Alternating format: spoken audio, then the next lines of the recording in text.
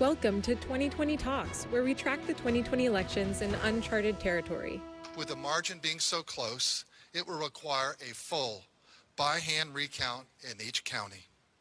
This will help build confidence. It will be an audit, a recount, and a recanvass all at once.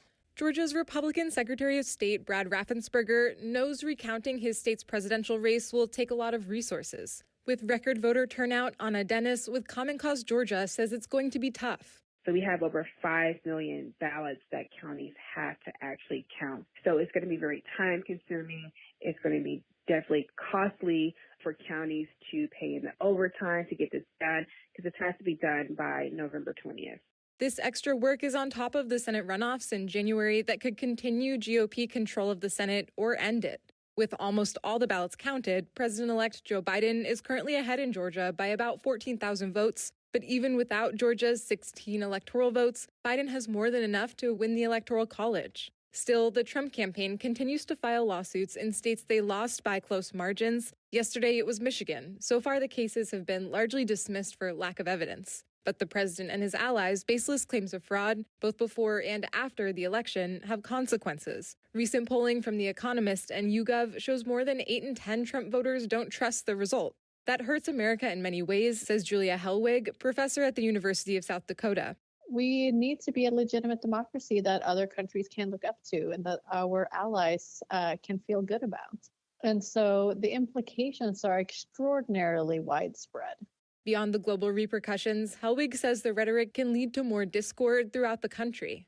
Yesterday, to honor Veterans Day, Trump went to Arlington National Cemetery in D.C. Biden paid his respects at the Philadelphia Korean War Memorial.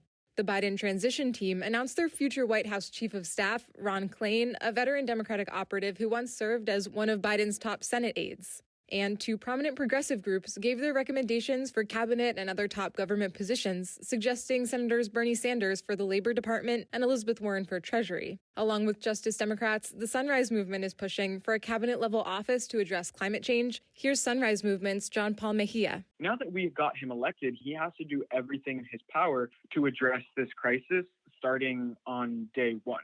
While Biden hasn't embraced the full Green New Deal, Mejia says these measures are a move in the right direction. We are, not overjoyed and celebrating victory and saying hooray right now, the work is over. But we have something to work with now, and we have more abilities to leverage power where it's necessary under a Biden administration. From Pacifica Network and Public News Service and produced for television by Free Speech TV, I'm Lily Bolke. Thanks to Mike Moen with Greater Dakota News Service, and thanks for listening.